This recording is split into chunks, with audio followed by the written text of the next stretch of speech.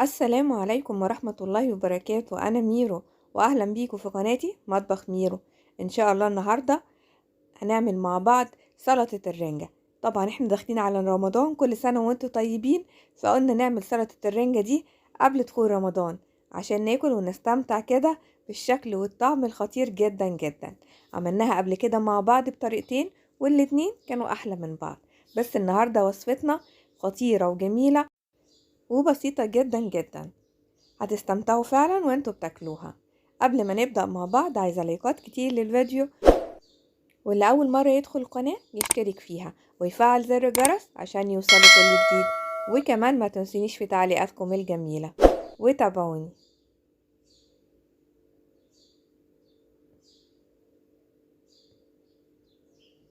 ونقول بسم الله. أنا عندي رنجة، يعني حوالي كيلو إلا ربع كده.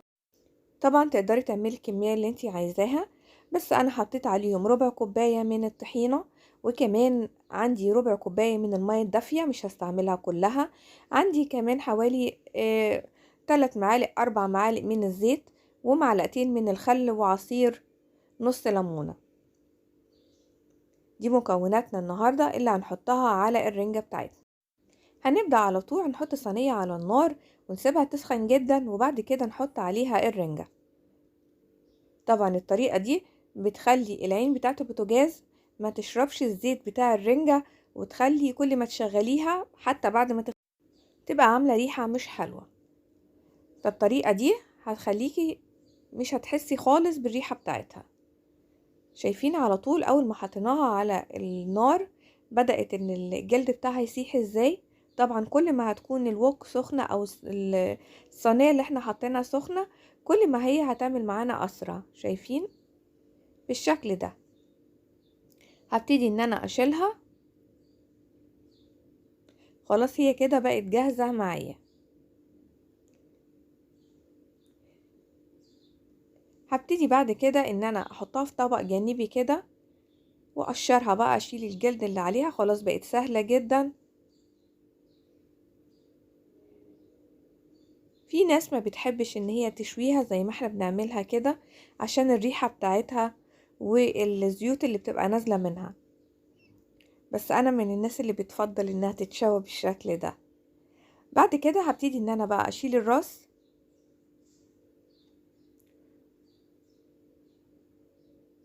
زي ما احنا شايفين كده، وهبتدي ان انا بالسكينة اشيل بقى اللحم اللي فيها كده. احاول ان انا ما اهريهاش وانا بشيلها، يعني تطلع قطع اللحم معايا كده سليمة. بالسكينة كده هخليها، واجيب طبق جانبي كده جنبي، واخد بقى القطع الرنجة بتاعتي واحطها فيها. شايفين كله بالسكينة كده اهو. هيبقى سهل معاكي، وهيشيل معاكي كمان الشوك اللي موجود ده كله اهو بالشكل ده. ممكن ان احنا نشيل الجزء ده كده ونبقى نفضيه بعد كده نشيل منه الشوك.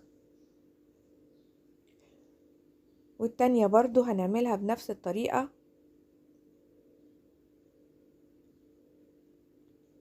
انا عايزة اللحم يكون مخلي ومتشال منه الشوك اللي فيه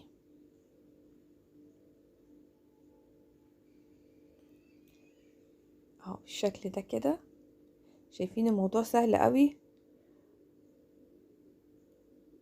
واكيد لو انتي مش عايزة ايديكي تبقى ريحتها برضو رنجة، هنلبس جوانتي عشان الريحة، وعشان تبقي شغالة براحتك، ما تبقيش متضايقة من حاجة. خلاص كده. برضو هشيل البطروخ بتاعها هاخده، وابتدي ان انا اخلي بقى الحاجات الباقية عندي، واحطها برضو في الطبق الجانبي اللي موجود عندي. واشيل برضو الشوك اللي موجود، لو في لحم او اي حاجة هشيل منها الشوك. خلاص كده الرنجة بتاعتي بقت جاهزة. حطيتها في طبق جانبي مع البطروخ كمان زي ما احنا شايفين. ما شاء الله شكلها حلو جدا. وبالسكينة طلعت كلها شرايح كده، وقطع لحم كده مش مهرية. في طبق جانبي هجيب بقى الطحينة. حطيت الطحينة واحط عليها الخل، وابتدي ان انا اقلبها كده. اول ما هنزل عليها الخل وابتدي اقلبها هلاقيها تقلت بالشكل اللي احنا شايفينه ده. هبتدي ان انا اخففها بقى بالميه، ميه دافيه، واقلبها كويس لغايه ما اوصل للقوام اللي انا عاوزاه. هي كده لسه تقيله، هخفها كمان شويه.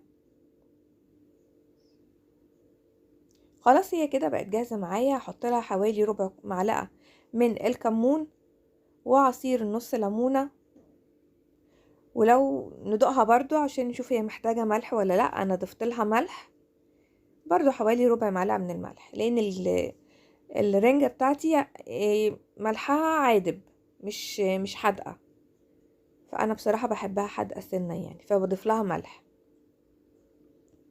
هقطع كده بقى بالشوكة والسكينة بالشكل ده، قطع كده، وهسيب كده شريحة عشان احطها على وش الرنجة بتاعتي وانا بقدمها. هاخد الرنجة اللي انا قطعتها دي كلها وابتدي ان انا اضيف عليها الطحينة.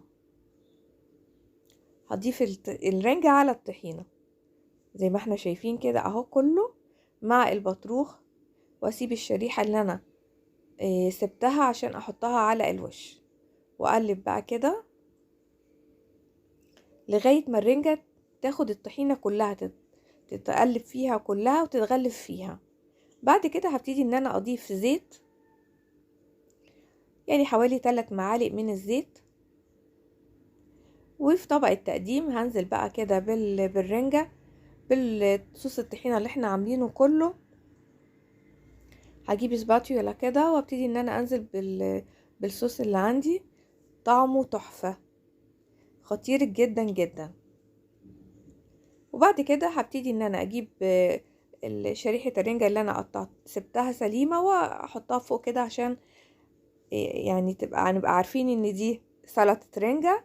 واحط كمان رشة كده من الزيت، وابتدي ان انا اجملها كده بشرايح الليمون، واحط عليها كمان حوالي شرايح كده من البصل الاخضر داير ما يدور كده حوالين الطبق. احاول بقى ان انا اجرنش الطبق كده، اخلي شكله حلو، لاننا عارفين ان العين هي بتاكل الاول. فاحنا كل ما هيبقى شكل الطبق حلو كل ما هيفتح نفسنا على الاكل. حطيت جنبها كمان البصل الاخضر، وجبت واحدة من البصل الاخضر كده وقطعت الاخضر بتاعها وحطيته برضو كده على الطبق بتاعي. وحطيت كمان شرايح من الطماطم. شايفين بقى الشكل النهائي؟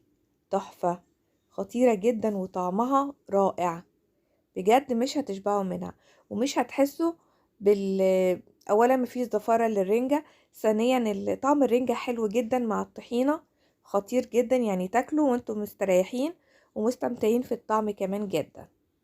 يا رب وصفة النهاردة تكون عجبتكم. عايزة لايكات كتير للفيديو عشان يرفع الفيديو، وعايزة كمان اللي أول مرة يدخل القناة يشترك فيها ويفعل زر الجرس عشان يوصله كل جديد. وكمان ما تنسونيش في تعليقاتكم الجميلة، واستنوني في فيديوهات جاية إن شاء الله. ميرسي ليكم، باي باي.